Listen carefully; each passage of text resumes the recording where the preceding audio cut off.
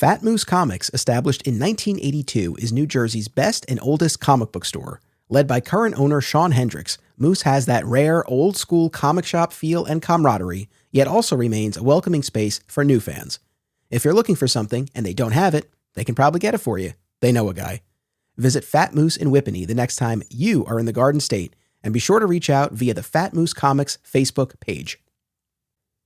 We all love the big-budget superhero films, but the world of independent cinema remains a place of unbridled creative freedom and entrepreneurial spirit.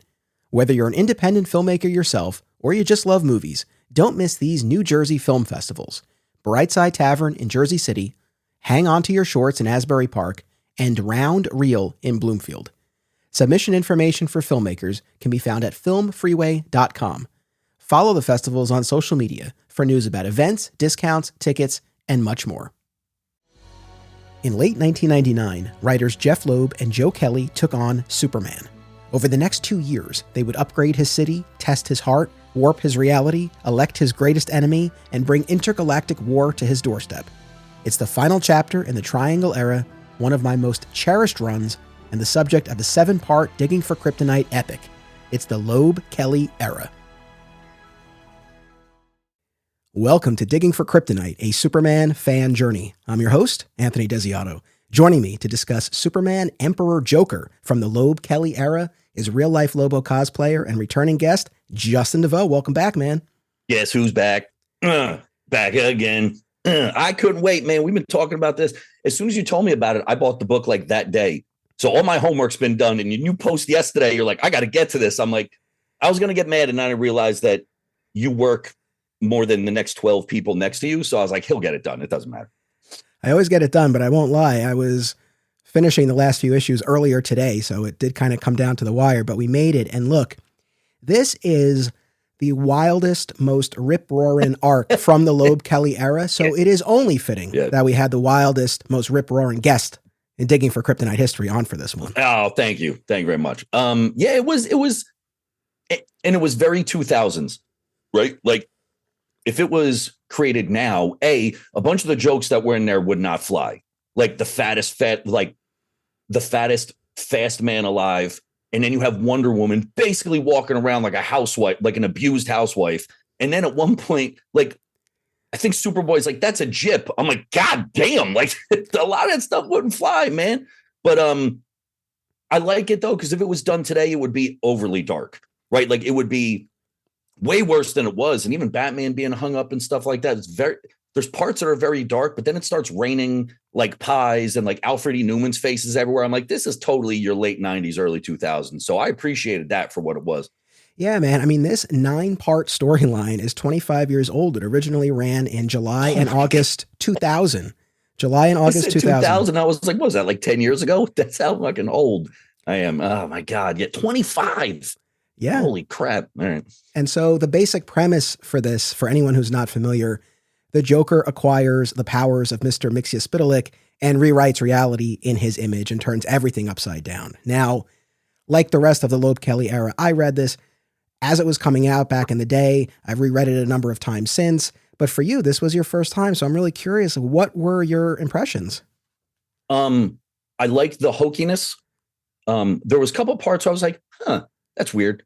And we disagree on the ending, which I love. Like, I can't wait to get into that because I don't think it happened like you did. You don't think it happened like I did, which is great. I love talking about stuff like that. There was parts that were hokey. And then like near the end, when the Joker is like, I'm going to make a world that would never have someone like me in it. I was like, damn, like this got really deep and philosophical at some point. So I was like, wow, it was weird. Like, it was like the Joker. I was kind of constantly shifting gears over like, what the hell is going on here with like, oh my God, this is horrible and tragic. And especially for that 2000 era, I thought it worked perfectly, man. I enjoyed it a lot. Good. Yeah, it is a fun story. I have a couple of kind of big picture thoughts, observations, and one of them is this. And this is kind of a double-edged sword. This story arc is far and away the most standalone of the entire Loeb-Kelly era. Oh, yeah. I would say that Action 775, What's So Funny About Truth, Justice, and the American Way, is the most standalone issue. But in terms of story arc, this one really stands on its own. You don't have to have been reading what came before. And in fact, you've not read the City of Tomorrow storylines that preceded this, right? No, because remember during during a big chunk, I wasn't collecting Superman. I don't know why, like, and I wasn't like, he's corny. I don't know. It just didn't really get to me. And then I spent a lot of time, like hammered all the time, and I was just getting books and not doing anything with them.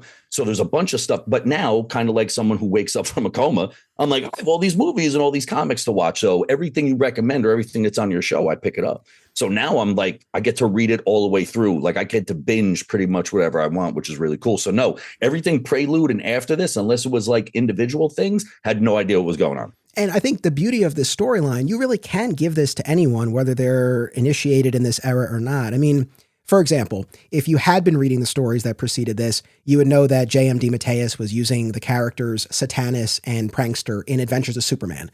And those characters pop up in chapters of Emperor Joker. But if you don't have that background, you're not missing anything.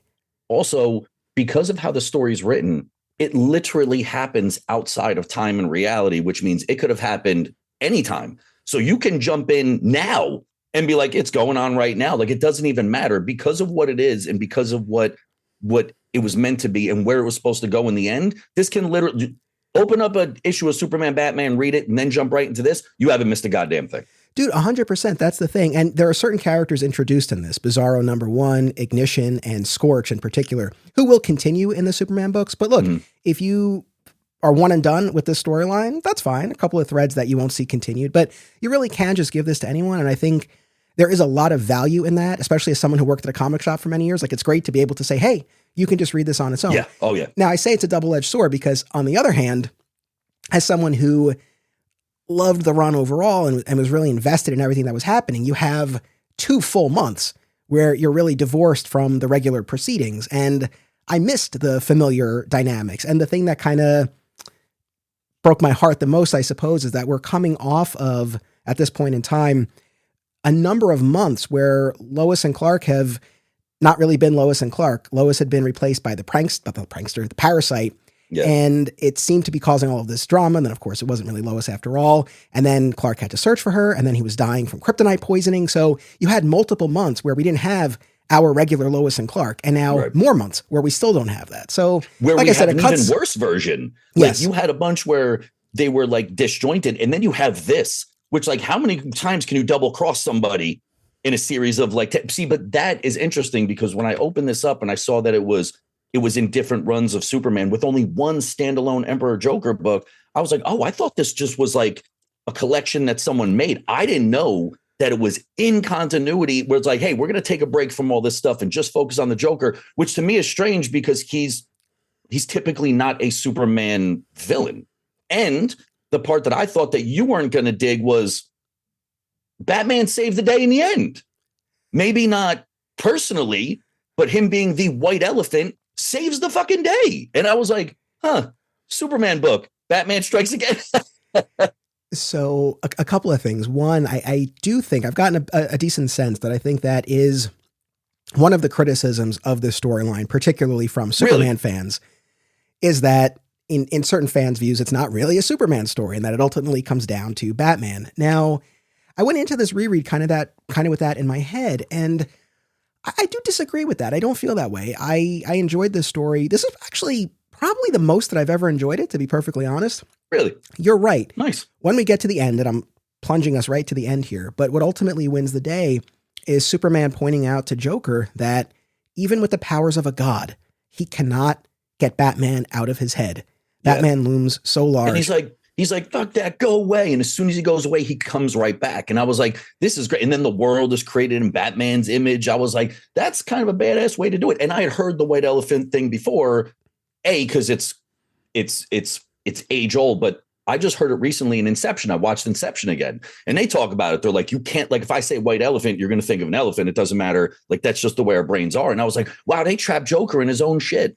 I was like, that's pretty dope. Yeah. And there's a great moment where Joker breaks the fourth wall. He calls out the artist. He's like, hey, Kano, what part of Batman don't you understand? Batman doesn't exist. Don't you understand? Yeah. So yes, the Batman of it all looms very large. As Superman says, it's Batman's world. You're just an annoyance in it.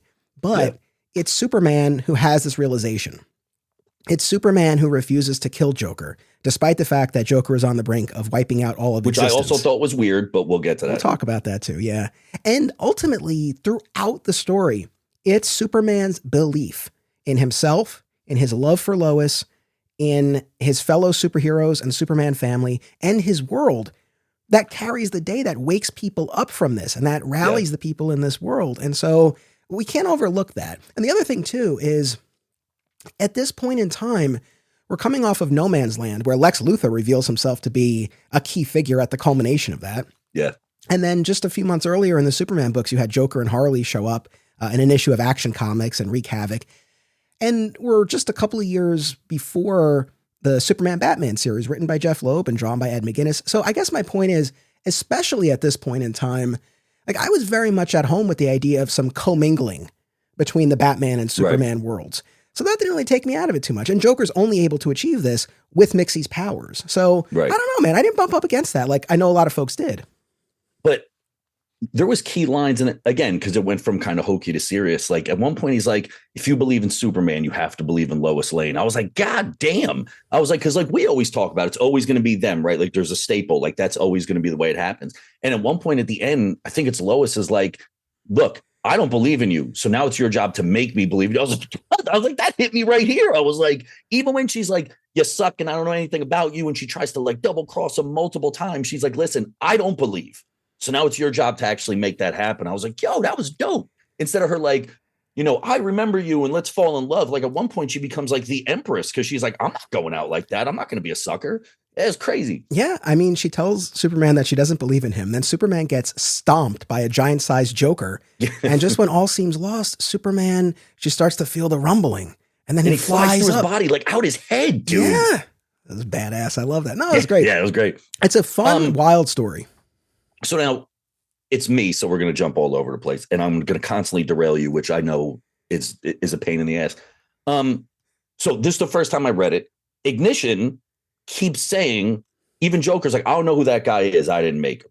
And at one point, the helmet. Now again, I don't look up anything. Like I don't do research. Like I like to come in fresh. At one point, the helmet, I was like, oh, that's Anti-Monitor. I was like, the helmet looks. I'm like, that's Anti-Monitor. It looks like him. And then at one point, he's like, no, you have to kneel. I was like, maybe it's like the messed up version of Zod. And I was like, I don't know. And then even near the end, I was like, so is it an amalgamation of all of them? Like it was just so weird that it was such a big plot point. And then I'm like, so are we just not going to find out? Like, what is the deal with this guy? But again, the helmet looked very Anti-Monitor-esque. And I was like, who else would be like, no, I'm not going to do this, but that guy, although he's got Phantom Stranger, Spectre, Zeus, everyone else, like basically on marionette strings. And there's this one thing that's just like, no, I'm not going to do that. And I was like, whoa, shit, that's pretty serious.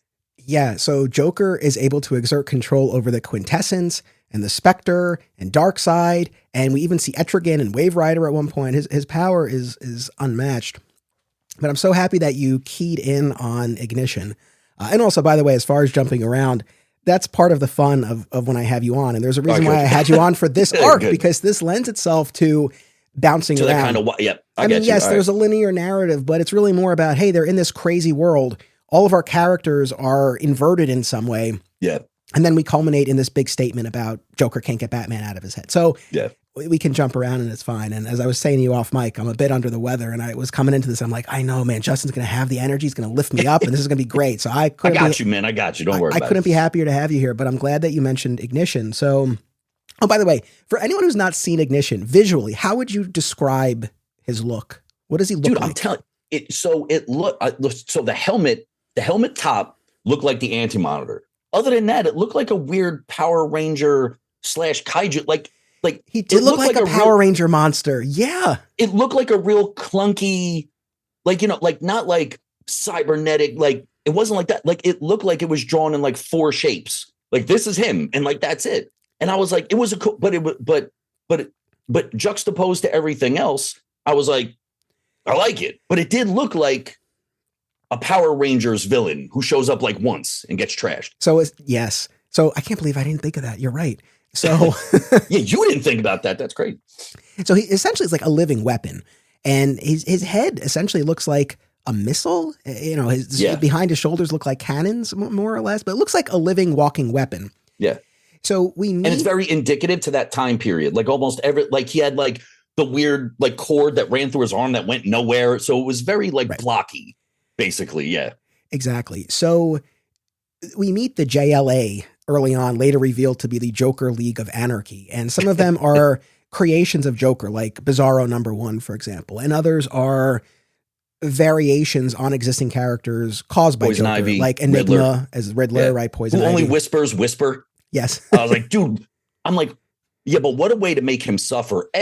You give Lex his thought process, even though he speaks in like these disjointed, like he speaks in like these disjointed alliterations to sound smart, but a lot of what he says really doesn't make any sense, right?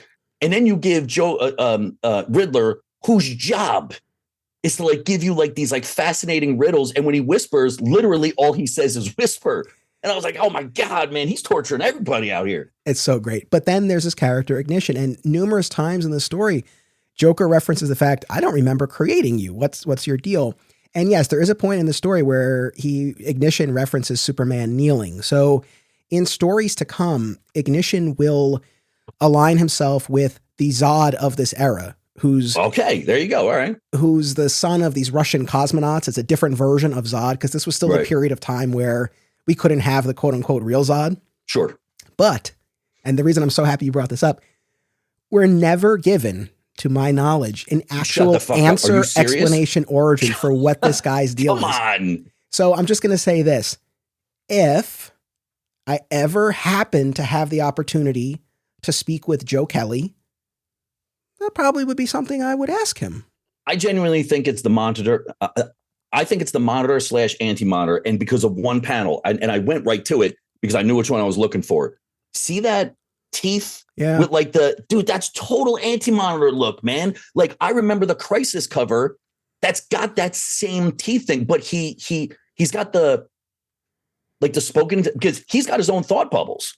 Like he has full on conversations in the background where he kind of is eloquent, but he's also this killing machine. So I think the tooth, I don't know. I think maybe it's alluding to the fact that the Monitor and the Anti-Monitor are like, no, like we're not going to do this. Like we're not going to split, but we're not going to do this.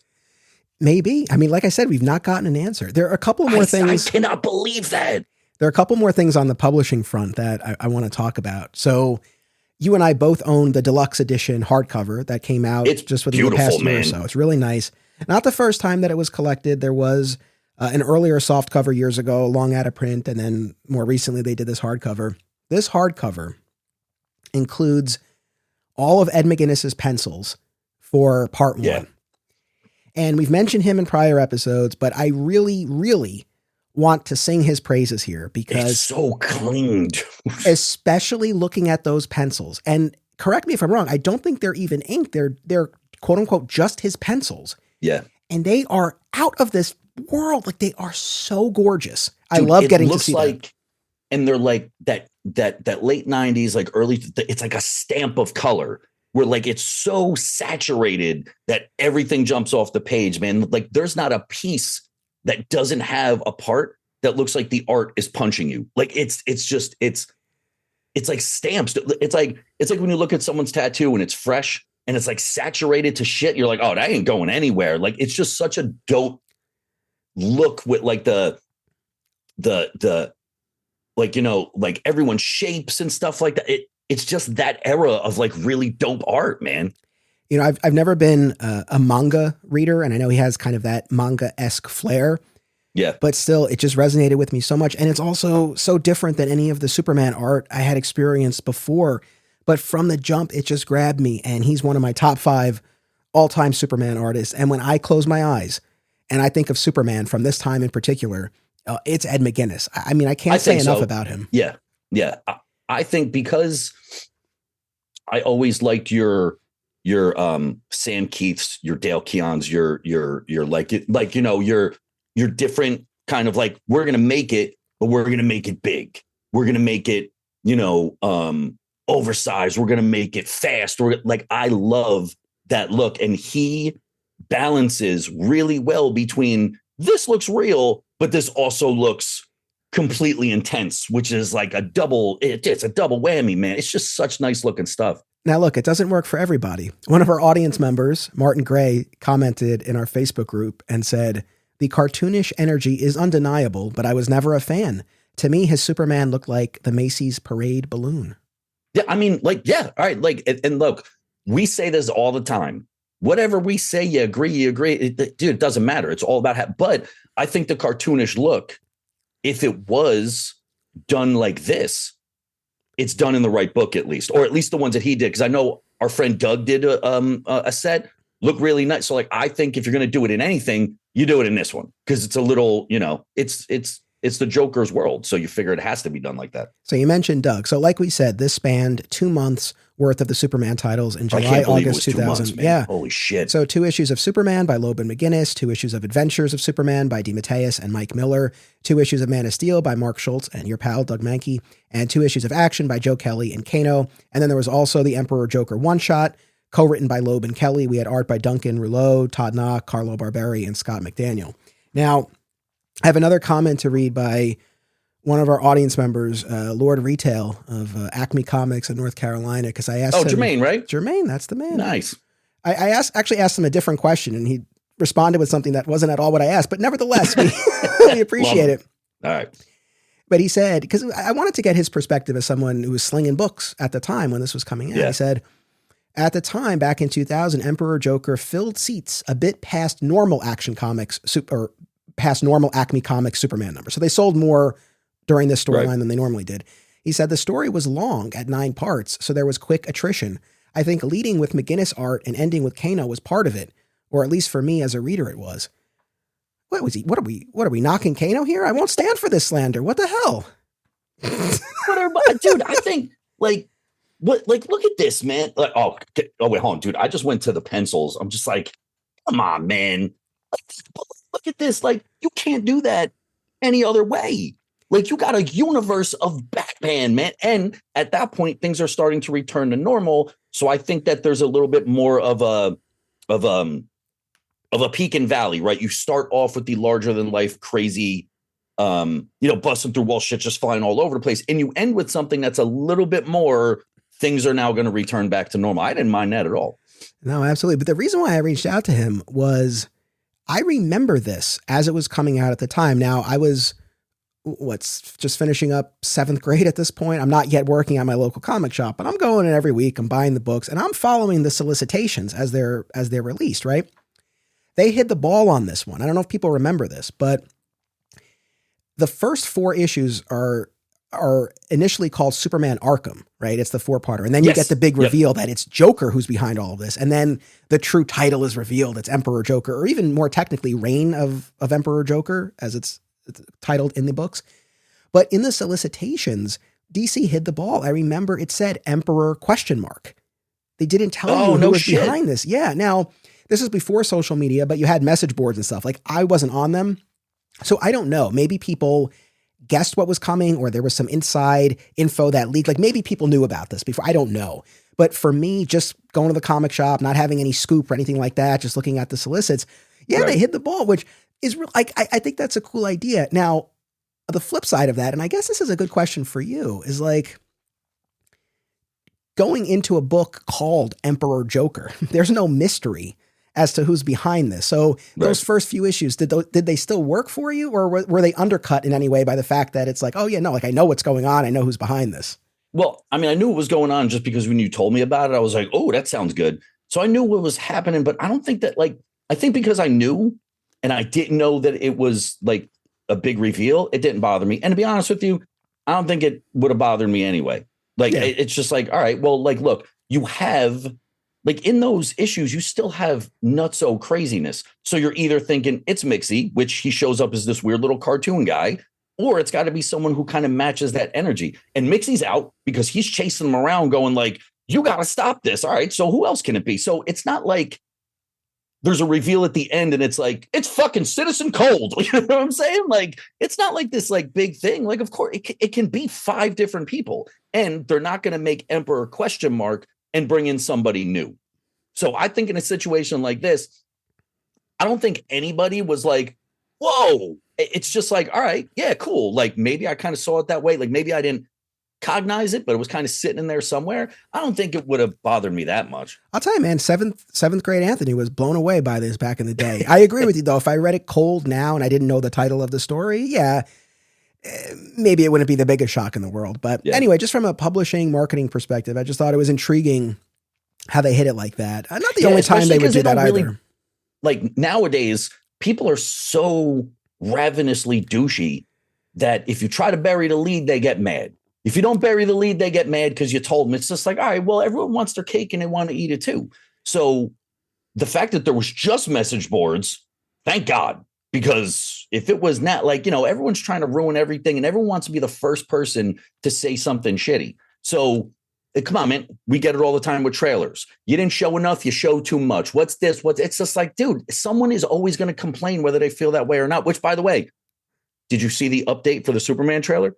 We'll talk about that off mic. We have more to say about that. But I was making sure. Yeah. But and it's not the only time DC would do this. When they put out that Countdown special a few years later, it was just solicited as Countdown. And then when you got it, it was, it's actually Countdown to Infinite Crisis. So I like stuff like that. Did you read Loeb's introduction to the deluxe edition hardcover? Yeah.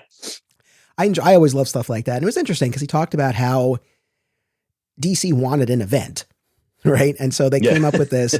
And he said that he and Joe Kelly, as best as he can recall, the two of them were intrigued by this idea of pitting Superman against Joker. Then, of course, the question became, well, how do you make that work? How do you do that? Yeah, right. Like, how do you make that happen? Yeah, and then it was most likely Loeb who had this idea about using the powers of Mxyzptlk and whatnot. So, it's interesting and certainly makes sense because this is, at this point in time, we've had the Y2K storyline, which was 5 issues. We've had the Critical Condition, which was 4, but this was far and away the biggest storyline of their run so far and will be the biggest run until we get to Our Worlds at War. Right. Which, by the way, this will be about a week old, this news, by the time people hear this. But as of this recording, it was the listing just popped up on Penguin Random House. Superman, Our Worlds at War Omnibus, Volume 1, Prelude to War. I put this up on social media. Like, yes, am I mostly kidding when I say we manifest things? More or less, yeah, I'm kidding. Right. But it's like stuff like this. I'm like, are you kidding me? Like, I'm very happy about this. Yeah. It's like right as we're getting into this run. Do you have the same issue that they might not release a part 2? Because your whole thing was with the Triangle Era, which, god damn, dude, that thing, dude, I could beat a criminal with that thing. Like, dude, that is a brick. And I bought it to Budapest. I read it on the plane there and on the plane back, and I barely got through it. Plus, I take notes just now on everything because my memory sucks.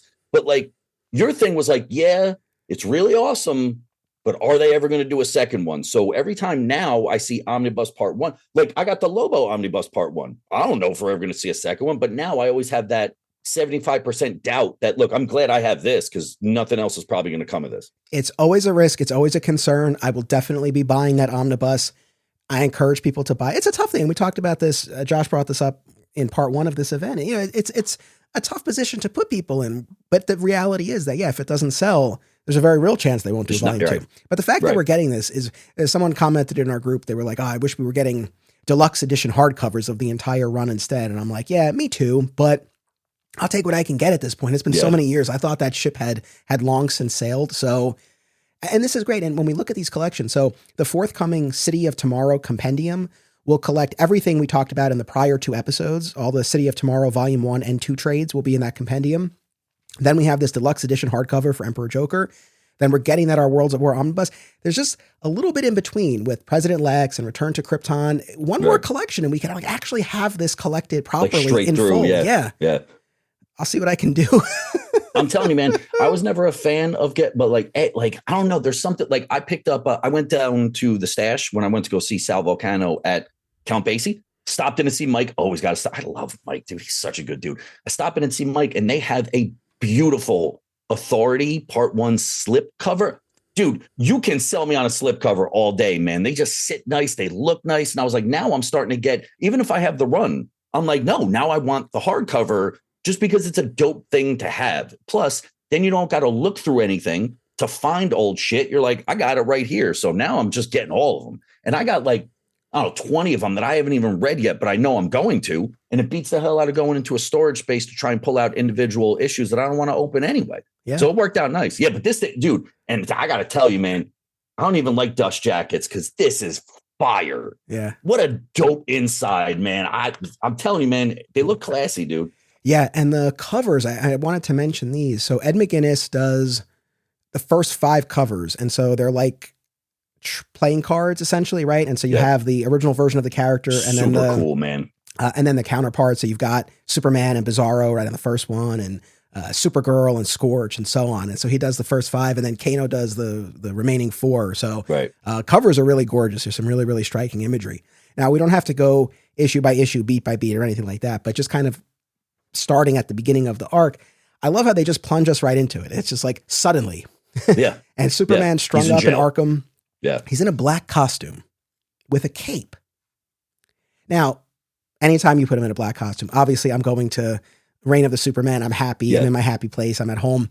But what really struck me this time, especially seeing him in the black suit with the cape, I'm like, oh, it's just like the Snyder cut of Justice League. Yeah.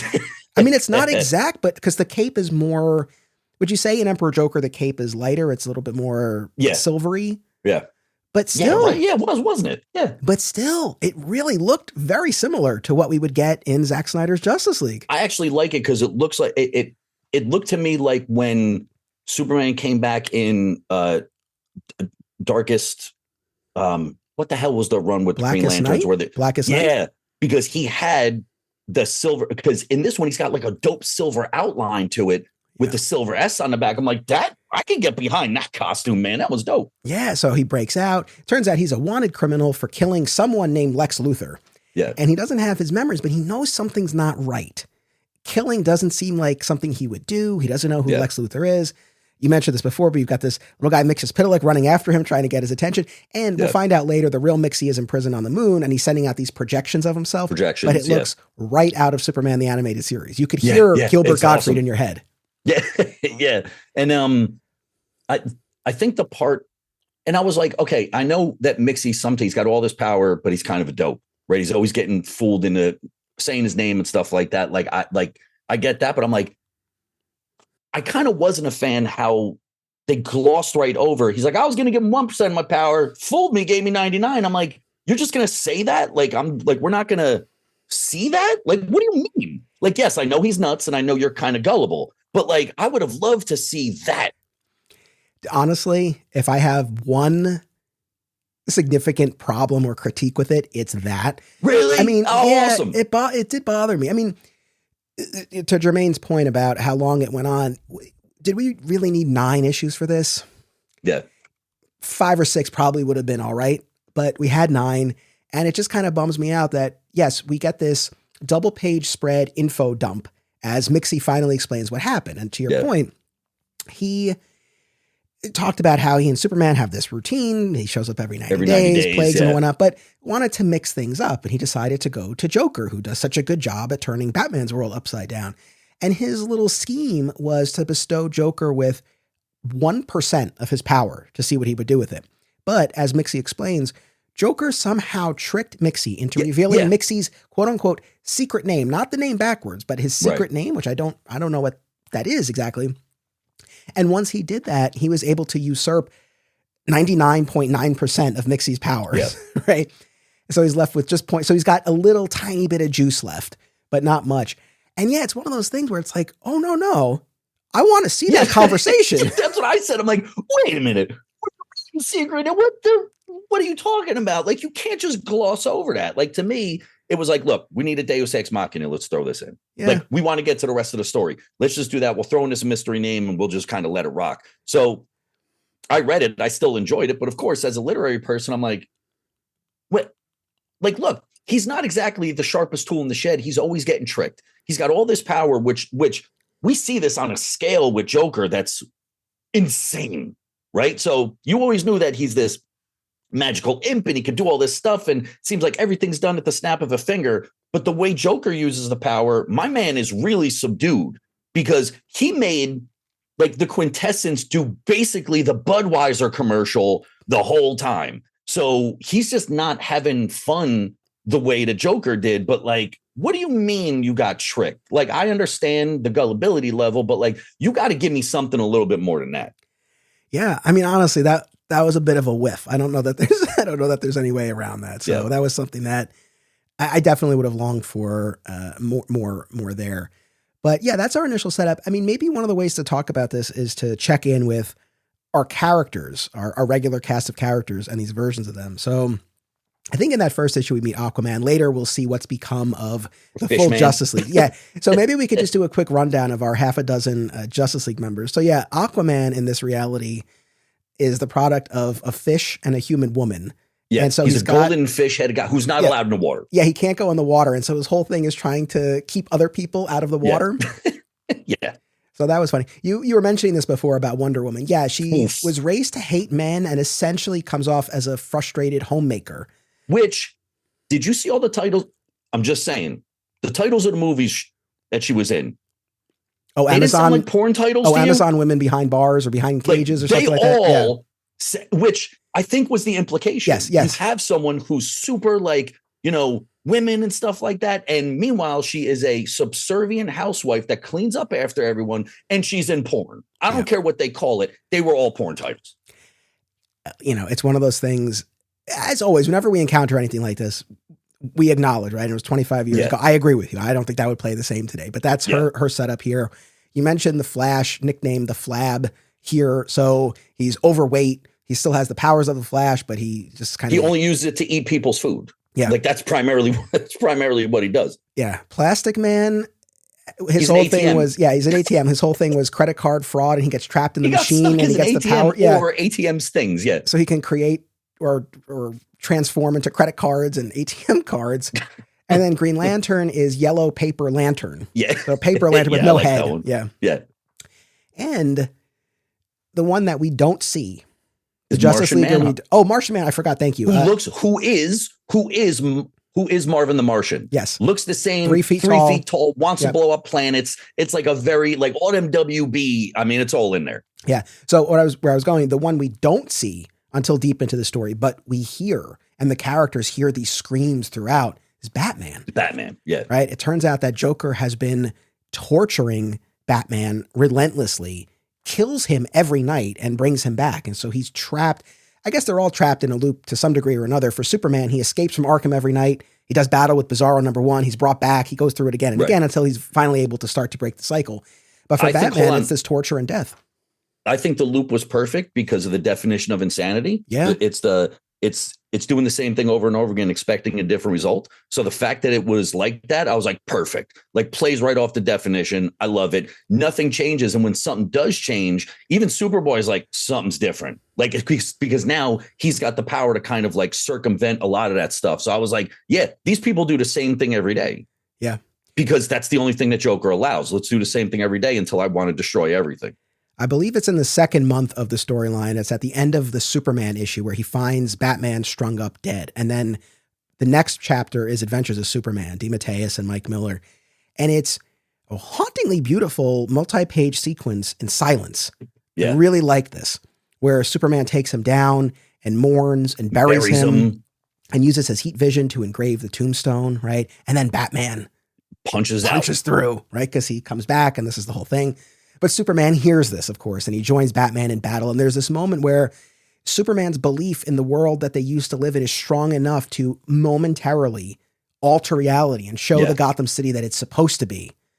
And so, like I said, just this whole idea of his belief and what that's able to bring forth. But yeah, I mean, Batman is really put through the ringer in this. And which you'd expect. Particularly curious, because I know you're such a big Batman fan, but I also know you have specific feelings and issues about the way Batman is often depicted. I'm curious how you responded to this. I am, it's night and day with me. I either can't stand the goddamn character or I'm like, this is the coolest thing ever. It truly is night and day. I thought it was the perfect punishment for him because isn't he like nailed to the door of like GCPD? And he even tells Superman, he's like, I try to get away from these things every night and can't. Which means he goes through the process of trying to escape. And because he's Batman, you can assume that that's the only part that's that's not the same ever. Like he might, all right, well, today I'm going to go this way. Today I'm going to do this. Today I'm going to hide. And these things always find him. So you want to talk about torturing Batman. It's not even about nailing him to the wall. It's about thinking. It's about outthinking him, that no matter what you do, there's no prep time for that. I know people always talk about that, annoys the shit out of me, but there's no prep time for this. You could prep all day. You live in Joker's world. It doesn't, where you go, he's going to find you, and he's going to make sure that you resurrect the next day to do it all over again. It's the perfect punishment for him.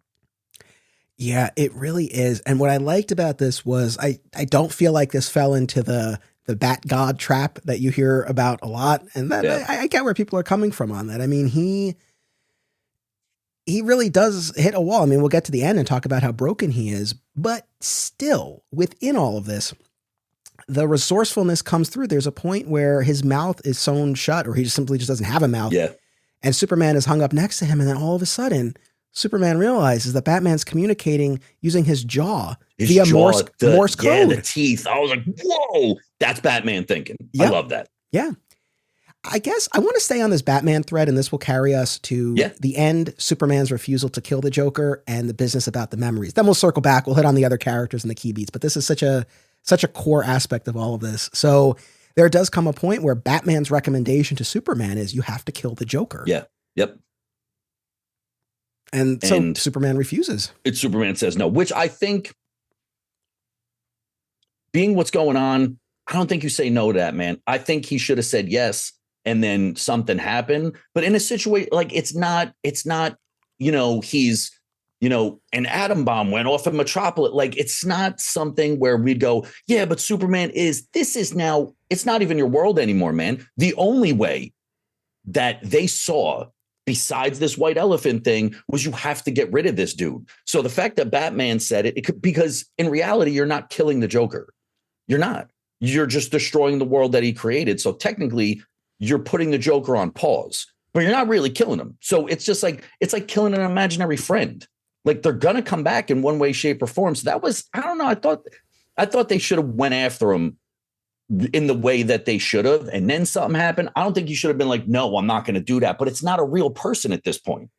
Okay. So, well, first of all, Batman's suggesting that not once, but twice, because he says it early on, I think, when they're locked up together. And then he says it again when they're out in space and everything's unraveling. And where Batman's coming from at that point, after everything he's been put through, I get his perspective. Right. In terms of Superman's refusal, I mean, number one, it's debatable whether or not he'd actually even be able to kill the Joker, right? But putting that, because given the power that he has, but putting that aside, the argument that you just made is something that I would have said in the past. And in fact, I probably did say when we talked about this on the podcast way back in the beginning, because at this point in time, Superman has been given this warning that Joker can't keep wreaking havoc on the fabric of reality. Eventually it will unravel. Spectre, who technically, even though I don't really say it, works for the Christian God. Like, that's the Catholic God. Like, that's who he works for. Well, and even he's like, no, he's the only way that I'm stopping to give you this message. So that's that's some serious shit. Well, because at one point we're dealing with the Matrix version of Supergirl, who's an earthborn angel at this point. And at one point she starts saying the Our Father. Yeah. So he steps on her. I was like, God damn. Yeah. As someone who spent almost my entire education in Catholic school, I felt at home with this. I felt right at home. But so he's been given this warning, and the Joker's aware of this too, that eventually everything will unravel. And it gets to the point where Joker's more than fine with it. He's going to wipe the slate clean. Yeah. But for like the benefit of people. And after I read that, and I know that we're obviously not in that situation, but I was like, wouldn't it be kind of cool if, look, and I'm reaching here into the fantasy world. What if that's like, yeah, he did, and that's why we live. That's why you, I, and the whole plant, like, that's why we live here. He's like, fuck it, we're getting rid of all of it. Like, I just thought that'd be a cool way to look at it. But he says, he's like, no, he's like, I'm having my fun now, but I'm going to create a world where people like me don't exist, which I thought was really noble. Yeah, it's a really quiet moment between Harley and Joker. Yeah. Right before everything's going to end. And Harley's like, after everything I've done for you, I thought I might have a spot in whatever comes next. I'd be the queen. Yeah. Yeah. Yeah. Right. Cause at this point he remade Lois into the Empress, and Joker's like, yes, you've proven yourself or something to that effect. And they kiss, and then she fades away and she reappears as a constellation of stars in the sky. He says, you'll have the best seat in the house. But yeah, before that, he's explaining why he's doing this. And it's a real standout panel here. And he says, I'm fixing everything and it'll be a clean, quiet universe where people like me won't ever come into existence. That's right. Now, I was thinking about this and I welcome your input, especially as such a big Batman fan. It's like, what do we make of this? Is this just, for all the insanity, is this just a glimmer of a little bit of sanity / self-awareness seeping through right before the end? Like, what do you make of this? So I've read a bunch of different Joker incarnations. Some writers say he's not crazy. He just does what he wants. There's no actual insanity. He's just a sociopath. Like, actually, Harley Quinn, Criminal Intent, I forgot if that's what it's called. She sums it up because they're like, oh, the Joker's a psychopath. She's like, settle down. There's a difference between a psychopath and a sociopath. And then she goes down like actual real life serial killers and what the difference is. And then we watch, stuff like the Batman flick with Heath Ledger. And he's like, do I look like a guy with a plan? And he is. He planned it all out. And he's like, shoot me, but he's holding the hammer. So I think I like the version of the Joker that he knows exactly what he's doing. He just doesn't care. Like, I would rather that because I don't think he's nuts. Like, and as a matter of fact, what we read, Red Hood tells him that. He's like, you're not fucking crazy. This is just your shtick. You don't know what else to do. You're stuck in this, like, this is who you are. And Joker stops laughing and he's like, he called me out. I like that version of Joker the best. Wait, do you mean Under the Red Hood or this story? No, Under the Red Hood, right? Where he's finally got him dead to rights. And he's like, well, you're so wacky. He's like, you're none of that, man. He's like, you're just a clown, dude. And I think the Joker was serious because A, there wasn't a lot of people around, and B, the panel was so striking that I think that's genuinely what he wanted. I don't think he's a good guy. But I also think that because he has a compunction to really do whatever he wants, he's like, this sucks. He's like, I suck. Like, I'm doing this. No one's stopping me. Batman keeps letting me out. Now it's time to just wipe everything away. I don't think that was fake, because if it was, he would have said it in front of a bunch of people and had some yuck chuckles about it afterwards. Yeah, it's a very haunting moment. And I think it's open to interpretation. I like what you put forth. I'd be curious to hear from other people, or maybe it's just whatever his motivations are. Clearly there's a lot of pain. And so maybe there's just this desire to just be done with it all and to have this relief. And the second thing was, he's bored now. Yeah. He's bored now. Yeah, there's it's really interesting from a psychological point of view. Like, he has all this power. Throughout the story, there's definitely a sense of restlessness, and he's trying to come up with new ways to torture the heroes and stuff like that. And look, the Batman piece of it, he's the white elephant. He can never be erased, but Joker could have eliminated the others. But he doesn't. He was like, dude, he could have he could have blinked us all out of existence. He's getting out his jollies. And when he's done with that, he's like, I'm done playing with it. He even calls him, he's like, oh, you got your, it was Lex. He's like, your toys. He's like, they're action figures. Like, he was very specific that he's not just playing around. He's a collector of these things. So I think that the second theory is that he did, like, dude, he's making it rain pies and he's dropping anvils on people. And he's like, you know what? Now I'm done. I did everything. Like, I've like, his bucket list is over. Because I imagine Joker sitting home going, I'm going to make it rain pies. He can't do that. Yeah. Now he can. Yeah, he makes it rain pies. He's dropping the anvils. And the Daily Planet. Alfred E. Newman is like everything. He's like the god in that world. Like, which is weird, because I started putting this together too. You have the Joker making the world in his image, right? Where Gilly's the most beautiful woman and her ability is to, right?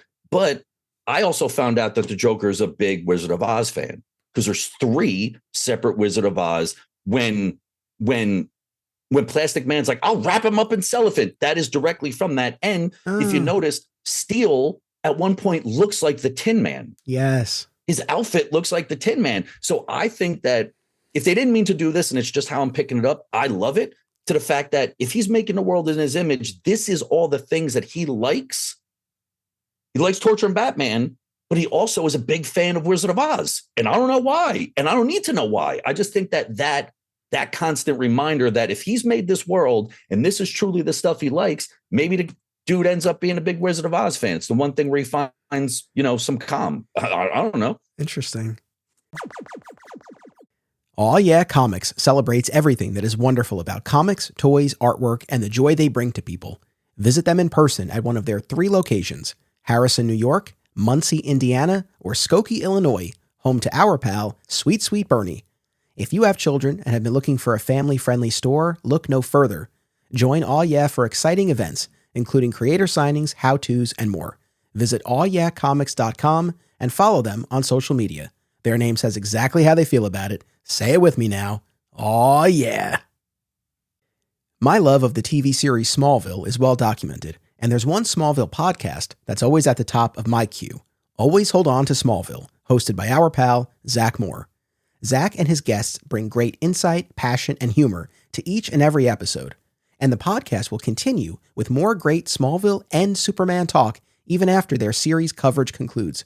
Listen wherever you get podcasts, and keep an eye out for the other shows under the Always Hold On To banner, including Arrow, Star Wars, and more. This podcast is an affiliate of BCW Supplies. The next time you need to restock on comic book bags, boards, boxes, and more, be sure to use promo code FSP to save 10% on your order. That's FSP for Flat Squirrel Productions. It helps support the show too. Thank you. But yeah, in addition to the pies and the anvils, the Daily Planet globe is replaced with the giant Acme bomb. The steel armor is a statue that birds poop on. So again, you see a lot of familiar landmarks twisted to various degrees. Oh, and you mentioned the Under the Red Hood story, which we covered on a Patreon episode, but it made me think of the Robins that we see here, because Joker does have a bit of a conference with the corpses of Nightwing, Jason Todd, and Tim Drake. Yeah, one's riddled with bullets, the other one's asphyxiated. I was like, and Jason playing cards with him, isn't he? And you're playing cards, and Jason Todd's got a sign that says, "Why didn't anybody call in to save me?" I love that. Was amazing. I was like, "There's your fourth wall, bro." I was like, "That's killer." I love that. Look, some humor, like we said, dated, wouldn't play today. Other stuff was still genuinely funny. But so circling back to where I was going with all this, with the killing business and Superman's refusal to kill the Joker. So in the past, my feeling was Joker is about to undo everything. Like this is the end. If ever you are going to make an exception, I always go back to the Batman line from Final Crisis with the gun and Darkseid. Right. He's like, this is a once in a lifetime exception. If ever you're going to, this would be it. But, and this has come up before and it's going to come up again, especially when we do what's so funny about Truth, Justice, and the American Way and its follow-up Ending Battle. Because the climax of Emperor Joker is written by Joe Kelly. Joe Kelly's Superman. And I think the other creators working on the book at the time, I think they share this view of the character, but we specifically see it manifest in Kelly's work, is one of absolute aspiration. And it's a Superman who, yes, when we talk about it from a real practical standpoint, it's like, of course, but in this realm, it's the same reason why in Kelly's second issue, despite the fact that Superman's been in battle in Valhalla with Wonder Woman for 1,000 years, Lois is still the one, and he won't even kiss Wonder Woman. He won't give in to that. And why he won't kill Joker at this point in time, even though the very fabric of reality is coming undone. And why he won't kill the Elite in Action 775, and why he won't kill Manchester Black in Ending Battle coming up, even when it appears that Lois is dead. So I think this is very consistent with how these creators, and Kelly in particular, are positioning and presenting Superman as this ultimate aspirational ideal that will not yield or bend or break. So it's more of not a decision that the character made as much as the writers were like, no, like we have to do, like, this is the guy. And I actually think that you're onto something, because Batman of all people is like, fucking kill this guy. And he's like, no, it's like, I can't do it. So I think putting those two characters together, which I can picture Superman killing way before and I could kill Batman, because that's one of the things that annoys me the most. So the fact that Batman's like, no, now there's no other way to do it, which I started thinking was fucked up, because I was like, all the shit that this guy did, it's never done that before. Like, I know one's like killing, like, but like, it's never gone to you before. But I think having that come out of their mouths and him being like, no, like, I'm not going to do it. Like, at first I wanted to, but really there's got to be another way to do it. And he does. He thinks his way around it. Yeah. And Superman, I mean, he doesn't recount the story, but he does make a direct reference to his execution of Zod and the other Kryptonian criminals in the Pocket universe at the end of the Byrne run. He says, never again. So his decision here, I think, really is part of this aspirational depiction of the character, but it's Right. also informed by the journey this version of the character has had in the comics in this continuity. And another instance, this has come up before, and I think it'll keep coming up, of how the creators in the Loeb Kelly era really did a beautiful job of making the stories feel fresh and new and exciting, but also still part of what came before. And beyond that, in this storyline, and this was interesting to me, that I like, this wasn't something that really registered to me, certainly when I was a kid, and probably even a few years ago when I read this, but that really does now, because there are a bunch of references and homages to pre-crisis stories here. I mean, right on the second and third pages, when Superman breaks free of those chains, it looks just like the Neil Adams cover to the Superman issue that kicked off the Bronze Age. And there's a point in time where Joker transforms all of the heroes into the League of Super Pets. Yeah. So you've got Crypto and Ace the Bat Hound and Streaky the Super Cat and all that. And in part 2 of the story, in the Adventures of Superman issue, Jimmy Olsen, Gravedigger Lad, in this version. Gravedigger Lad, who was a giant turtle, a kaiju-sized turtle, but still had Jimmy's head. Which is right out of the pre-crisis stories. And that's the sort of thing, as a kid, it completely went over my head. And honestly, like I said, even a few years ago, before I had really immersed myself in the pre-crisis stuff, didn't really mean that much to me. But now I look at it and it's like, okay, I appreciate that. And it's, I think, a nice way to kind of honor what came before, but we're still telling a very different kind of story here.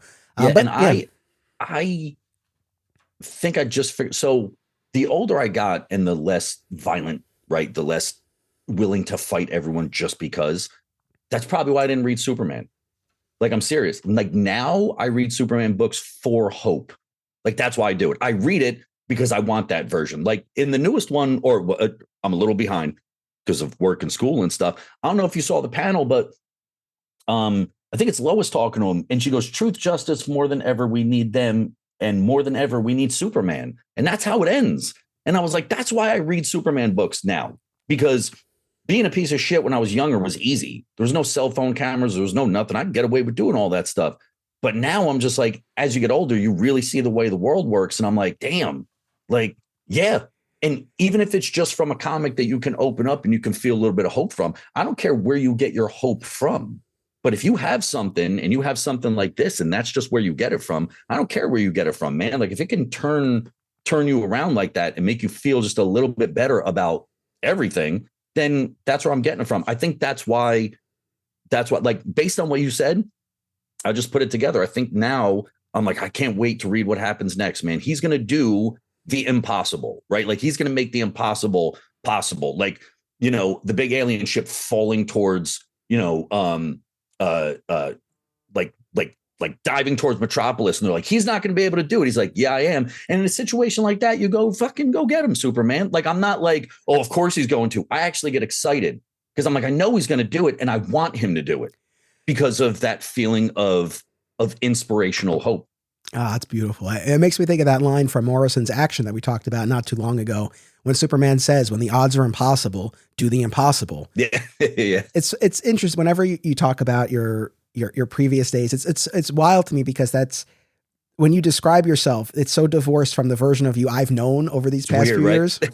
It's hard to even imagine, but I so admire the journey that you've had. But yeah, I mean, I think that's ultimately what's going on here. And when we get to the climax of this, and they're in space, and Joker's obliterated the world, and everything is collapsing, and this is when we get into that white elephant business. And around this point, Joker rips out Superman's heart. So he has no heart. We're right at a precursor to Superman and Lois season 4, but he has no heart, and he's hugging what's left of the dwindling sun. Yeah. That's like, dude, that's the most Superman shit I've ever heard in my life, and man. Nixie appears like, it to not him. Only powers him, but the sun is what powers everything. Sun goes out, we're all dead, like, instantly. So I was like, that is so beautifully poetic, man. Yeah, and Mixie appears to him with his last ounce of magic, and he's like, what are the rules? What are the Joker's rules? You have to figure this out. Yeah. And he's like, he's a madman. There are no rules. And then finally, when he sees that Batman is still there strung up on Joker's pendant, I guess, right? Yeah. And that's when he finally has this moment and has this little smirk, and that's when he says, white elephant, right? And goes through this whole business. And Joker's first thing is like, well, white doesn't even exist. And even as he says the word white, the letter's cut off. It's the, right? And white is no longer used on the page. So all the word balloons are like black and yellow or whatnot. And then all this business about Batman, even with the powers of a god, you can't forget him, everything we talked about. And then in the denouement, after Joker's Joker's taken care of. We have Mixie, Spectre, Superman, and Batman. They've been able to rebuild the entire space-time continuum. Yeah. But Batman is broken. There's a cost to what's gone on. These memories that he has in his head, what he's endured, will stay with him. He's broken. He's really, I mean, it's kind of wild to see Batman in a state like that, because his will is so unbreakable, but he's fetal, really in the fetal position, and his eyes are wide, and like he really can't function. Right. And so I don't want to sound like a jerky know-it-all, but my view of this is correct, and there are two reasons why. No. That's fine, and I will talk about mine, and we can both live in our separate worlds as we do all the time. So you go for it, Ed. Well, so Superman and Spectre are talking about. Oh, actually, before that, real quick, because this will pay off later. There's a back and forth between Mixie and Superman about did Mixie get up to anything when he was rebuilding everything, and there's a hint of that. Well, wait till you see what's waiting for you on your birthday. Yeah, and I guess we'll talk more about this when we get there. But essentially, certain characters created or changed for the Emperor Joker world carry over. So Bizarro #1 will make his way to the real world. Ignition will make his way to the real world. Right. Scorch will. Gorgeous Gilly will. She'll show up in Joe Kelly's Superboy run, which we talked about a few episodes ago. Yeah. And at that point, I hadn't done this reread yet, and I totally forgot that she popped up here first. Anyway, so there's that little bit of business. But this conversation between Superman and Spectre says, memories like these, they can't be erased, but they can be excised. They can be taken. But only if someone is given to somebody else. And if that person is willing to bear them. To take it, right. So my interpretation of this has always been that Superman takes the memories into himself. I know when you first read it, and by the way, I have heard this from other people, your view was? He gave it to the Joker. Right. And the reason why that I think that's the way it is because the last thing we see in the reflection of Joker's eyes is the Spectre, man. And he is clearly more nuts than he was before. And now the Joker has no power. So he's got to live with all those memories that those things happened. And now he's stuck with that. And at first I was like, maybe Superman took him, because now Superman has those memories anyway, and they did not affect him. Right. But because he watched it happen. He was there. And if anyone can handle it, it's Superman. I agree with you. But the Joker did not see Batman or Superman's reflection in his eyes. It was the Spectre. So I think that you can give it to a willing Joker, because a Joker thinks when you say that he's going to get his powers back. And instead he just gets all of the pain back. And that's why he's basically a vegetable, like he's a drooling vegetable laying in the thing. I think that's why that happened. I think Superman would take it if there was no other option. But I think if you tell the Joker, hey, you get to live with these memories that you were Emperor Joker for the rest of your life, he'd be like, fucking give them to me. And he ended up paying the price for it. So, it's funny. I was looking at that last panel when you say it's the reflection of the Spectre. I was like, at first I was like, yeah, it's the Spectre, but I don't know. Is it not Batman? It's hard to tell because the shape of the panel is kind of triangular, and I'm not 100%, although I will agree that my initial read on it was the Spectre, and may very well be. But here's the thing. To your point, I think that's the Spectre, dude. Spectre. All right, fair enough. Absolutely, it's got the pointed cowl and stuff and everything. Yeah. But so to your point, I think if you look at Emperor Joker in a vacuum, I think there's probably an argument to be made for what you just said for those reasons, with the exception being that, well, I guess to your point, it's like, yeah, Joker maybe would willingly take on those memories, but then it doesn't pay off after that, is what you're going to say, right? Well, he goes back to just being the Joker. So issue 784 of Action. I sound like such a nerd. I love that, man. That's why I come on this damn show. Don't call yourself a nerd. I love it. 784. Give it to me. Yeah, I think it's 784. It's the Action Comics issue that ties in with Joker's last laugh. That event. Right. Remember that? Mm-hmm. And Batman guest stars in that. And he knows that something's kind of up with Superman. This is not too far after this. It's right after Our World's at War. And the final 3 pages of that, I think I sent you screenshots of this like months ago, but Batman and Superman finally talk about it. And Superman admits, and he literally says, I took your memories into me. Right. So my thing is, Superman's going to say that. He's going to say that. He's not going to say, I gave it all to the Joker. I think that because who wrote that? So in 784, who wrote that? It's Joe Kelly who wrote both. Okay. So yes, that proves it, right? But I still think that Batman would have more of a problem him giving the memories to the Joker than Superman keeping them. I think you give them to Superman, Batman goes, yeah, Superman can handle him. I think if he found out that he gave him to the Joker, it's like, well, now he's going to be worse. So I don't know. Like, I know that Superman's not one for lying, but in a situation like this, I don't know. Like, I still like to think that he gave it to him, which is why he sees the Spectre, like clearly sees the Spectre. Maybe they changed it afterwards because they got to put, Joker back into continuity the right way, or at least a version of the right way. Yeah, man. But I like the fact that it's like, because at one point the Spectre's like, he's not going to survive this. Like, he's not going to survive this. And Superman's like, don't worry, we'll take care of it. So it's ambiguous enough to be like, yeah, man, you could go for either side. And even with evidence later saying that he did it, I'm like, yeah, but I don't know. Like, I'd like to keep, well, look, it's like, oh my God, it's like what's his face said, right? It's all fan fiction anyway. Like, it doesn't matter. Yeah, no, but like, I like this because I mean, I do take Superman at his word, especially when he explains that to Batman. But yeah, I mean, I think there's enough, at least some ambiguity there. And so if it's more meaningful to you to kind of interpret it that way, go for it. The thing that's more interesting to me is that at that point in time, after our world's at war, I mean, we're still a bit before Identity Crisis and all that business, but we're getting into that era, right? Where you have all of this business revealed about Batman's memory being erased by the Justice League when he found them tinkering with Dr. Light's mind and all of that business. So a precursor to that. So it's just kind of interesting where this fits in this larger DC narrative and all the business about Batman and the memory. In that issue, that Joker's Last Laugh thing, when they finally talk it out, Batman's thing is he's not happy about it. Yeah. Shocker. But his thing is basically like, I use my pain to do what I need to do. Right. And essentially you had no right to take that from me.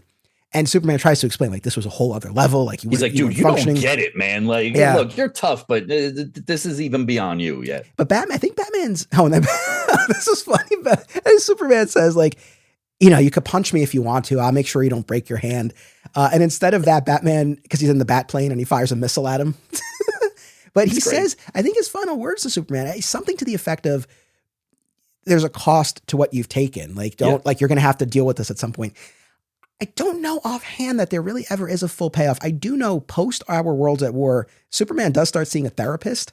I don't remember offhand if those memories ever come up as part of the dialogue, but I mean, so I don't know if there's ever like a true satisfying payoff to this, but it's interesting. I love the way that you can see it either way. Number one, he didn't want to kill him, but giving him all that shit is a big fuck you to him though.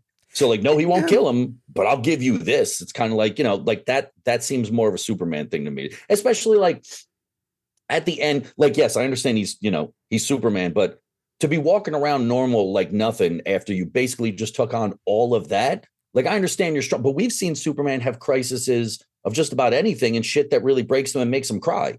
You mean after that, he was just like, like, I don't think so, man. I don't think so.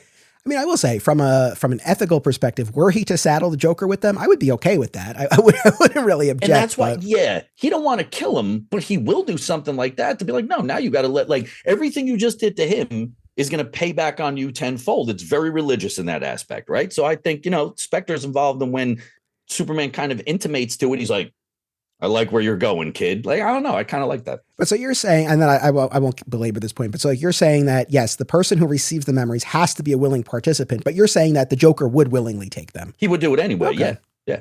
Especially if he's like, like, it doesn't matter how you give it to him, right? Spectre shows up. He's like, I will allow you to live with all the memories of things that you caused.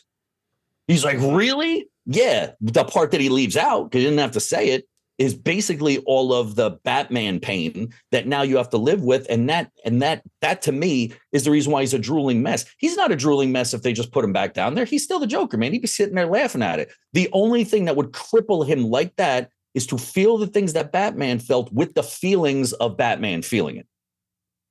That's what I think it was. Right. See, I feel like at the climax of the story, when we see that giant Batman in space and Joker's like, I don't want to take my medicine. And then we're into our little epilogue there. I feel like even if he doesn't remember what happens, he remembers the feeling of it, of that loss, of that awareness, recognition of how large Batman looms, and that's kind of more. Oh, so you think maybe that's what it was? That's what it was, or just I don't know, the byproduct of those energies being removed from him. I mean, I don't know. You know what? I was just gonna say, like, imagine you're in the movie with the pill, like the one that Scarlett Johansson was, right? She's in Lucy. She keeps getting smarter and smarter. You can't take someone from that and put them back to normal without some sort of thing happen. So yeah, man, I could see both, dude. I could see both. Look, I appreciate both because it gives us something cool to talk about. Yeah, no, absolutely. And I really do welcome other people who've read this. I'd be curious what you think. I want to talk a bit more about the Joker League of Anarchy and our Superman family, but I don't want to forget this either. Did you ever watch, I don't know that you would have watched this on your own per se, but I don't know, maybe watch it with your son, the Batman Brave and the Bold cartoon? No, I want to start going through that, but right now his thing is anime and Hatsune Miku and stuff like that. Like he's not into superheroes at all. He's like, Dad, they're cool and shit, but watch me play Genshin Impact. Like that's where he's at. All right, fair enough. There is an episode of Batman Brave and the Bold called Emperor Joker, and it is inspired by this story, but it's not. And they fit it into one episode, or is it? Because it's not just called that. They don't get into the Superman side of it. In this story, Joker gets powers from Batmite. So a different fifth dimensional imp. Right. So same type of deal. I did watch it a few years ago. I didn't go back to it. But yeah, to my recollection of it, Superman's not in it, but it is a takeoff on that story. So I think that's the only instance where it's been adapted in any way. And then on the merchandise barely front, though. It's like calling the Flash movie the Flashpoint. It's like, yeah, okay. Always got to bring up that Flash movie. God damn it. I do. I enjoy doing it because I like to see her head shake. And then on the merchandising front, they did do an Emperor Joker pop, which I don't have. And I wish I did. Yeah. Yes, I remember seeing it. He's got the white thing. Yeah. Holy shit. That's right. Maybe I got to try to track that down. Now, wait. So before you go into anything else, because I'm a big sappy mess now in my older years, like I'm paying for it just by being a blubbering idiot. There was a couple times that I teared up. This time I was like, I had to like stop to recollect myself. When Lois finally sees him as Superman, I'm going to try and get through it. Wait, yeah. Finally sees him as Superman, and he goes, without you in my world, there was nothing else. Thank you for giving me my life back, even for just a moment. I was like, son of a bitch, man. Because the whole time, again, all she did was clown him. The whole time, clown him. And in that moment, that one moment, he's like, even if it's for a moment, I was like, God damn, you son of a bitch. Before I would have been like, yeah, that's dope. Now I'm just like, fucking, I was blubbering about that, man. What a sweet. And again, they're in there, right? You have these wild moments and you have all these like super meaningful, super sweet, like, yeah, Clark and Lois. And that's the way it's supposed to be. It's just so awesome, man. That was a really touching part. I agree that really resonated. And, in this Emperor Joker world, Lois has been reimagined essentially in Lex's role. She's bald. She has all these different wigs. And she is so vain about her baldness that all of her people are blindfolded. And she uses basically all the men as like stepping stools. Yeah. Like she is so vain that no one's even allowed to look at her if she doesn't have a wig on. I was like, God damn, man, they went the Lex super route. Yeah. Science is not allowed to be studied. There's like 12 people enrolled at the university. 2 + 2 = fish. Yeah. And they only go for fast food. That's what they said. College is free. There's 12 people who go and they only go for the food. Well, on this note, thank you for bringing that up. And I want to say one thing that really resonated with me. I thought it was one of the most impactful moments, especially in the first month's worth of stories, when Superman and Steel. In this version, Hank Aaron Irons. And they start talking basically in arithmetic. Yes. Well, so that Man of Steel issue, that's how they kind of bond. But then in the action issue, when they're on their way to the JLA headquarters on the moon, Superman has this moment where he's like, if we really were crazy, we wouldn't know it. Yeah. Yep. And he has this moment where he's got, I guess, a piece of wire or something, and he molds it into a pair of glasses and he puts it on. Dope. Yeah. And he says, he's like, please don't let me be crazy. Yeah. Yeah. I like that a lot. And Joker is also a fan of Harrison Bergeron because Steel has to wear these like googly eye glasses. Yeah. Intimating basically that he's so smart, he has to wear handicaps because he's not allowed to be a free thinker. And they stick him in a room with people who know their shit. Like, again, it's all of the sane people, right? Yeah. Like they're all there and they're all having these deep meaning conversations about what's his name? Volokotsky or something. He was a catastrophist that thinks that like Mars got slung here from Jupiter or something. Like they're having deep conversations, but they're all seen as nuts. And that's when Superman makes the glasses, he's like, maybe we are crazy and we just wouldn't even know it, which I think speaks leagues about the Joker, right? Like, yeah, no, absolutely. But yeah, even how in that Man of Steel issue prior, when Superman is placed in the floating version of Arkham for the UFO of irrationality, I think it's called. So, because Superman's thinking is getting dangerously close to rational, so he's placed here, and he encounters Steel, who's spouting off these mathematical equations like E equals MC squared, and Superman recognizes them, and they have this moment of bonding, which I thought was great. So, how'd you feel about the Satanist part with Hell? I thought that was interesting as shit, man. He's like, no, everyone lives in their own quantum dream. Yeah, he's like, we all live in our own bubbles, and there's many hells. Why not let this one be the Joker's? It's like, God damn, like that is going to be a constant. Like that is always going to be there. He's like, yeah, I don't care. He's like, if this one is his, that's all right. We got, millions of other ones because everyone lives in their own little bubble. I was like, holy shit. Like they dumped that in. Dude, DeMatteis, he's always going for the metaphysical and for the short time that he's on Adventures of Superman, he definitely plays around with that. Oh, one of the things that so made me laugh. So Jimmy Olsen here is Gravedigger Lad. He's the sidekick to Bizarro #1, who I want to say more about, but Jimmy goes to the university, right, for the free food, and Emil Hamilton is doing this science demonstration. This so made me laugh, where Hamilton's explaining something, and Jimmy goes, "Jeepers, that's swell, Professor." And then Hamilton continues, and Jimmy goes, "Jeepers, that's swell, Professor." Yep, and he goes, "Okay." And that's when he gets bitten by Turtle Man. And he turns into the giant turtle. I love how Jimmy's job is to be the gravedigger for the graveyard of solitude. Yeah, I was like, that's fucking like. It just seems like everyone's like, again, Jimmy's living in like the 1950s version of like, gee golly, where it's just like now he's dating Silver Banshee. Like he's got a real stake in what's going on. Yeah, no, it was great. And then with John Henry Irons, I like this bit too, where Superman takes him to the armor, right, which is the statue, and he's putting it on, and that's when Bizarro #1 shows up, and this is a great moment where Superman tries to convince Bizarro. He's like, no, look what he's doing to that statue. He's acting irrationally. He's doing what he's supposed. And it buys enough time for John Henry, Hank Aaron Irons in this, to essentially bat Bizarro away with his hammer, which was cool. This came up in our last episode, especially in a post Superman and Lois television show world where John Henry Irons is a regular supporting player, and he and Clark are pals and all that. These Man of Steel issues hit in a whole different way, because it's like, I mean, like I love the two of them. Got to talk about Bizarro #1. Yes. So it's so crazy to me. Like in the post-crisis landscape, at this point, we'd only had 2 Bizarros. We had one briefly in Byrne's Man of Steel. Yeah. And then in the early to mid 90s Triangle era comics, it was after the death and return, but right before the battle for Metropolis and fall of Metropolis, there was another Bizarro. And in both instances, they were defective clones of Superman. Yeah. Not a lot of Bizarro for like a 15-year period at all. And now he's like the jailer.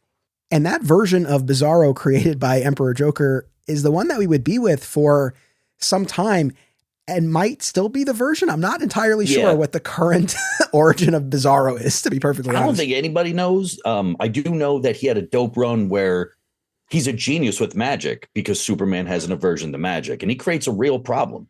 I think Jason Aaron did it. It was good, but I like him as a wild card, man. Like, I don't need to know if it's the same one. I just like him. So it doesn't matter where he is, or it doesn't matter what he does, where sometimes he uses the backward voice. Sometimes I'm like, wait, shouldn't he say no there? I don't even think he knows. So like, I'm okay with it. Okay. So on that note, this has come up many times over the years.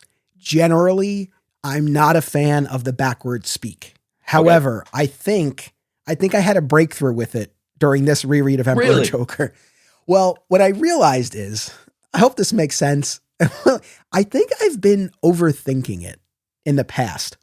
Okay. Where like, this is a very simple example, but if Bizarro is speaking backwards and he's like, me am sad, I think in the past I've been like, well, is the am supposed to be am not? And the sad is like, what does he actually say? Oh, okay. I think in the past, like I've parsed out the individual words too much. And this time I just looked at the whole thing and I said, what is the spirit of this? Now flip it. Yeah, that's the way better way to do it. And I enjoyed it. Miam said would be that, oh my God, it's like a brain fart right now. Because it would be Miam not sad if he was happy. Right. Instead, Miam sad is also happy. I don't know. Yeah, that's it. Yeah. I think if you put two, because I was talking to Doug about it, and he was just like, I was asking about like the voice, right? Like how he talks. And he's like, it slips all the time. And I realize like it does, because sometimes where it's supposed to be a not, or it's supposed to be is, it isn't. Yeah. And I'm just like, I don't even think it registers to Bizarro that it is. I just think that it's just how we put stuff together.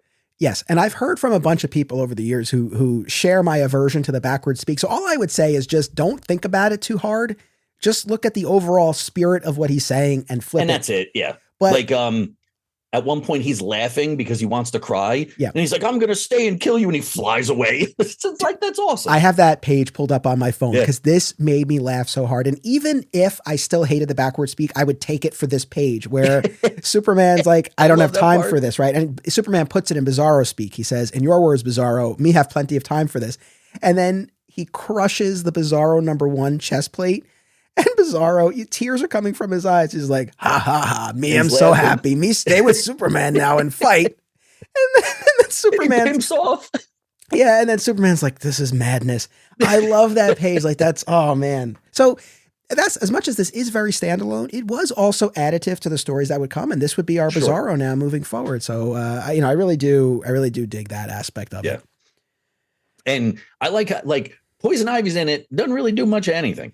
She's just kind of there. Well, actually, I do like the part where she's talking shit about Bizarro. Yes. And he comes in and he's about to kill her. He's like, no. I was saying, and I was like, and he fell. Of course he's going to fall for it. He's like, all right. And jumps through another window. Like his thing was just jumping through walls. Like it was just like pimp off and just jump through a wall. Like I thought that was really cool. The team that he put together, I thought was awesome because it made no sense. Like who the fuck are these people? Like this is your crew. Like this, again, he doesn't pick Poison Ivy for her skill. He doesn't pick Enigma for the riddles. He doesn't pick Lex to be smart. He picks like the random ugly chick that can use pheromones to make everyone love her. It's just like the group that he picks. I'm like, that's the Joker group. Yeah. And Lex is the court jester and Joker kills him over and over and brings him back. Over and over again. But yeah, that his JLA, right? Bizarro #1. We talked about Ignition, Enigma, right? Riddler.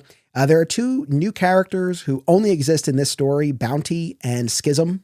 You know what? I like Bounty. He kind of had like Jonah Hex a vibe. Saint of all killers, Jonah Hex vibe. Yeah. But his guns did really cool shit. Like at one point, it's like the wave one, and it was very Omega Beam-esque. And one had a DNA tracker in it. And I'm like, God damn, like that's really cool. And then I like how Superboy gets around. He just flies toward him and just lets it hit him. And I was like, oh, that's it. Yeah. Well, that was great where Superboy's like, I have a plan. Don't ask questions. And Supergirl's like, wait, what? Like she asks a question. He's like, what did I say? And then he leads them through that, which was a lot of fun. We mentioned obviously Harley's there, Poison Ivy, Scorch, who will continue to play a role in, particularly in Kelly's action issues and also his JLA run. Gorgeous Gilly, who, like we said, he'll use in the Superboy run. So that's the crew that we're dealing with here. And they're so non-factors. Like they don't really, like they're not. It's not like, you know, every time you see a new super team come out, someone's got this power. There's always a side blocker. This is just a ragtag group of idiots, except for Ignition, right? Yeah. And except for Bizarro, who actually has a function. But like everyone else is just like, we're just chilling, man. Like this is awesome.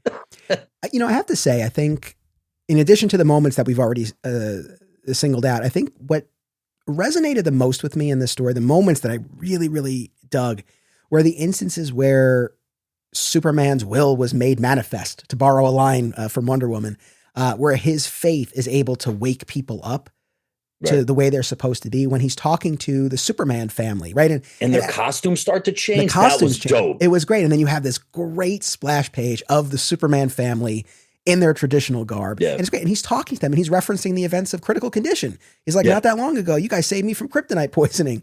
And that, by the way, that's my Superman family, right? Steel. Yeah. Connell, Matrix, Supergirl. There's just too many my of them now. I'm just like, there's just too much. It's too much at this point. Yeah, I'm sorry. I just had to bring that up. No, fair enough. But yeah, that's my Superman family. So I love that moment.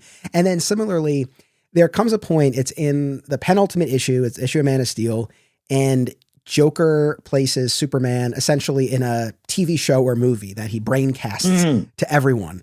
And it's all in an attempt to try to break Superman, to break the hope, to break the spirit. Yeah. And in the course of this, Clark Kent is drawing the newspaper strip featuring the other heroes, I suppose, or it's supposed to be Krypton Man, but he starts drawing all of the Justice League members in their typical costumes. Yeah. And when this messed up version of the Justice League sees this, it wakes them up. And that's where Wonder Woman says his faith is unbreakable. His will is made manifest. And then they're back as themselves. Like the moments like that. Oh man, it was great. That was, dude, I loved watching, like, as he's explaining all that stuff and you don't see them change. You just flip to them and they're already changed, man. Like he has the ability.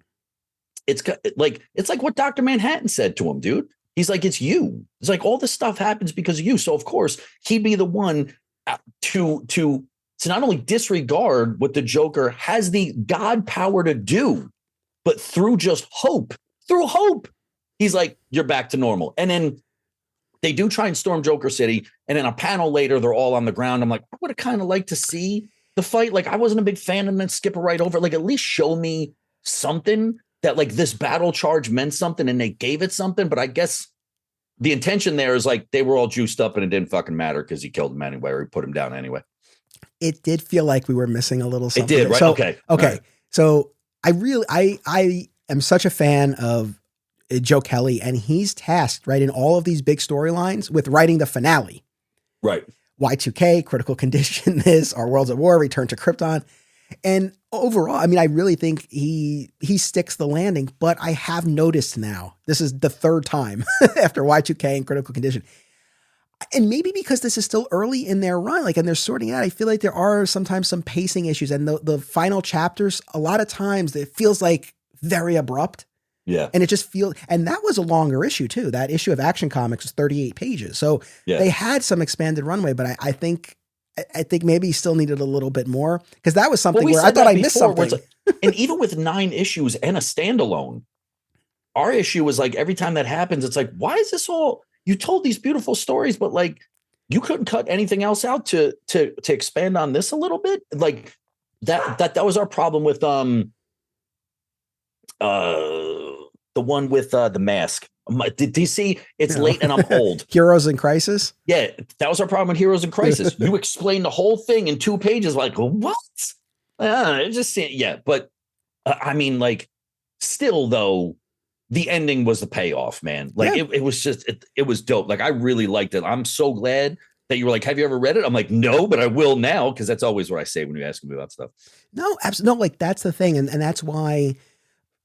Bringing us full circle, right? This notion of, oh, it's not really a Superman story. No, it's his belief is the main driver throughout all of this. Right. And it's the sort of thing, that's why it doesn't matter how powerful Joker gets, because that spirit can't be crushed. And that Man of Steel issue where he's placed in the TV show, I love that one. And I really appreciated it more this time around, where basically everyone that Superman comes into contact with, he kills them because of his powers, right? He hugs Lois and snaps her neck. Snaps her neck, yeah. Right? And what was it's a subtle moment, but what I liked about this, you also see Batman's ingenuity, because prior to that Lois moment, there's some business about Joker's going to use Batman to figure out Superman's weak point. Right. And that's when we got that whole Lois sequence. But Batman smirks because he knows. Yeah. Right. He knows how this is going to play out. And as opposed to Superman just falling apart, instead he continues to rebel and comes into battle with the Krypton Man in that brain cast, right? And he dies. Like that's how he ends up in that other realm and encounters the Spectre. But he chose that as opposed to breaking. So I thought that was I thought that issue was particularly interesting. I like that whole business, and just this idea about the spirit. I'm telling you, man, that part just resonates with me, where like Lois gets down on her knees and she's like, you got to make me believe. Like, no, I don't believe. I know I said it in the beginning, but like, what a fucking, not like she snaps at him and she's like, you're the best. She's like, no, I don't think so. I don't think there's anything you can do, but I'm begging you to make me believe you. Like, what a cool way to not do the typical, like, oh, I remember you and I love you and blah, blah, blah. She's like, no, I don't. But if you're going to do this thing, you have to make me believe it. What a fucking, it's just so dope, man. 1,000%. Because the easier way and the more obvious way to do this is exactly what you just said, where it's like, oh, now she snaps out of it. But they of course, didn't give us that. Oh, I know. It was so good. And I'm sorry, dude. It's Batman's universe. You're just an annoyance in it. I was like, yo, that was so dope. What a great one shot. I know. It was, you know, it's fun, dude. It's such a fun, but like everything. And it's one of those where I think this is like the second or third thing I read with you and read it all the way through. Like this, I didn't even stop. I was like, I got to find out what happens. And it's not because it was because I read this, 2 months before we did this, like almost 3 months. But it's one of those things where I'm like, this is so awesome. It is the era of comics with that larger than, where like everyone looks like a professional bodybuilder on steroids. You know what I'm saying? But like you want that look in that era just matched up so well, man. Like everything about this was just fun, dude. Yeah, it's funny because everyone else who's joining me for this run of episodes has history with the Loeb Kelly era. Right. But for the reasons that we talked about, like I knew we would have fun no matter what, but I knew that this was a story I could give you even without that background and what came before, what came after. Yeah. And when I look at this in relation to the Loeb Kelly run as a whole, to me, is it the strongest story of their run? No. But I guess with the exception of City of Tomorrow Volume 1, because it's the beginning, but with the exception of that, like if I had to give someone one volume to just say, here, check it out, I would feel confident giving them this. It's a lot, especially if they have any interest in the Batman side. Oh, yeah. Yeah. Especially if you say it like we said it, like, oh, so when does this take place? It doesn't matter. Yeah. It doesn't. It just pick it up. It doesn't matter. And insert it wherever you want. Insert it wherever you want. Doesn't matter. It's crazy. It's funny. With the exception of that Brave and the Bold episode that I mentioned, like this hasn't been adapted, and it seems like such a no-brainer for an animated I think movie. Animated, you can make this. I know for all the stuff, for all the ones that we talked about, like, listen, they corner the market. I know there's a bunch of really dope, X-Men 97, but they haven't really done a great job with animation. DC crushes the animation game. Do they do it all the time? No. We've actually watched a couple of them that didn't really stick, but like, this is a layup. Dude, this is a lob over the fucking plate. Like, you make this one, you can make it as nuts as you want, and you can get people reading it because it's dope. You make a pop out of it, which I know they make a pop out of everything. Dude, I'm a pop up there. But like, you do all this stuff with it, and this is the one that you don't like flex your cartoon muscles on. It's just crazy. It's insane to me. It's always bugged me that they haven't done No Man's Land as an animated adaptation. I know elements of it have popped up in Gotham and Dark Knight Rises and live action, but it's like, come on. But on the Superman front, and especially from this era, it's like, oh my God, it feels tailor-made for a directed look. I'll put this out there into the universe. Maybe somebody's listening. Now wait, okay. Let me ask you a question though. What do you have to cut out? You can't have I guess you can, like, look, you're just going to take a lot of chances with this. You use the word Jeph, which I used to use all the time. I just thought it meant you're cutting people off. Apparently it's like, it's a bad word for people with like a Romani background. I didn't know that. We used to use that shit all the time. And then you have the Flab, and then you have like Wonder Woman basically doing everything a man says and making porn movies. And you have like, I don't know. It's just, and the Budweiser thing you have to take out completely because no one remembers that shit. I mean, just like, so what do you cut out of this? All right. So let me ask you, what do you cut out and what do you keep to fit it within that runtime? I mean, the thing is, I don't know if in my mind, I guess it's not even so much about cutting out. I think it's just, well, we're going to reconfigure what the twisted version of the Justice League is going to look like. So, and you cut out Gorgeous Gilly. Like, I think a bunch of those, like, I don't think you need Riddler, although he does have a cool line. He's like, I know the end of this riddle and I don't like where it's going or something like that. He's got like cool little stuff in there, but I think you need Bizarro. Yes. You don't need Poison Ivy. No, you can keep Bounty just because he's awesome. But like out of the 6 people, you only need like 2 of them. So I think if you remove a lot of them, you remove a lot of that problem too. Yeah. I mean, it depends how much they want to encompass here. Cause you could honestly, cut out the rest of the Justice League. I feel you could really just focus on the Superman family. Yeah. Would they do that? Probably not. They probably want to have the other Justice League characters in there. I think there are ways to do it. I also think going back to what I was getting at earlier when I was asking you about your experience reading this, knowing that it's Emperor Joker, you probably wouldn't have as much story before the reveal of Emperor Joker. Right. Because we know the movie's called Emperor Joker. So I feel like the beginning part of this, probably you could cycle through a lot faster. Right. And then I think, you would just kind of reconfigure some of these things. You know, that's right. The problematic intro aspects. stuff you don't even need. You have him escaping. Right. You show like the cycle nature. That's 12, 13 minutes. And then you can kind of ride out everything else.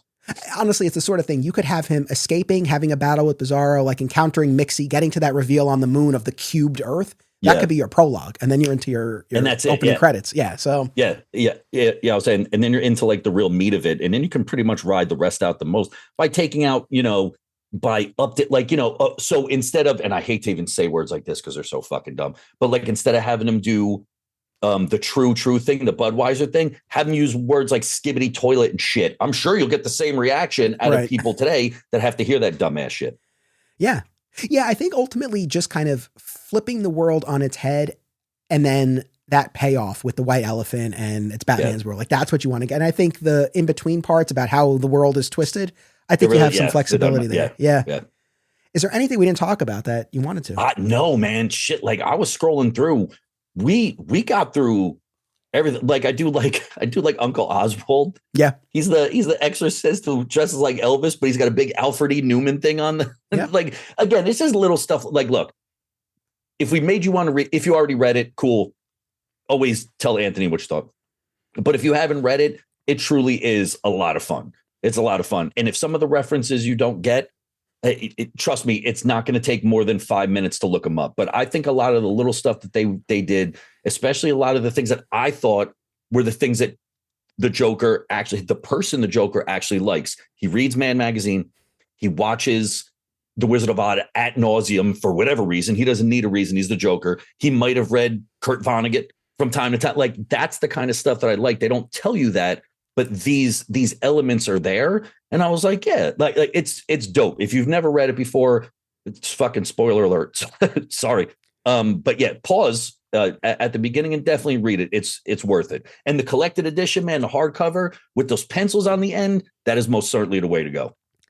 Well said. Yeah, it was a lot of fun. And as with all of this, I go back to that summer of 2000, reading it as it was called. This was a fun summer event. Yeah. And even though I had fun with it the first time around, this is the most that I've gotten out of it. And this conversation was a lot of fun. I was telling you off mic, it's been a difficult time. My wife currently has COVID. I'm testing negative, but I'm feeling a little under the weather, so I don't know what's going on. I've been on extra dad duty, right? It's been a particularly busy time at work.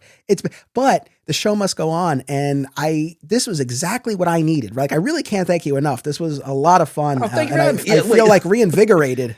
Wait, and the other thing is, I have to do all the duties in the house. My wife fell down the stairs. She had to go for an MRI for her knee. I have to do like everything. I asked her if she can make pancakes. Like she literally has to pull up a chair in the kitchen to do all that. I'm running around all over the place. I got to carry her up the flights of our stair. And I'm like, I was looking forward to this so much. Nothing was going to stop me. I didn't go to the gym, which, let's be honest, that shows it. But like, you're right. Off mic, you were like, look, man, I'm going to try. And Anthony admitted, he's like, I might not make it. He's like, I'll let you know. And I was like, look, if you can't make it, we'll cut it and we'll do. He's like, yeah, we'll do about 90 minutes. We did about 2 hours. And I had I love doing this. I love when you see stuff and you're like, have you read this? Because I want you to read it and I want to do it. I always take it as an honor that I get to do this, man. Like it's a lot of fun. It's a lot of fun. No, I appreciate that. Thank you for your time. Thank you for doing this on top of everything else. And everyone should follow you at Real Life Lobo on Instagram. Yep. Yeah, man. All right. Thank you so much. Thank you, audience. Our Loeb Kelly event continues next week. Don't miss it. Until then, as always, it's about what you do. It's about action. Support the podcast and receive exclusive content, including bonus episodes, by becoming a member at patreon.com/Anthony Desiato. Flat Squirrel Podcasts is home to Digging for Kryptonite and another exciting episode in the adventures of Superman. Please subscribe, rate, and review today, and continue the conversation by joining us on social media. Links are in the show notes. Thank you all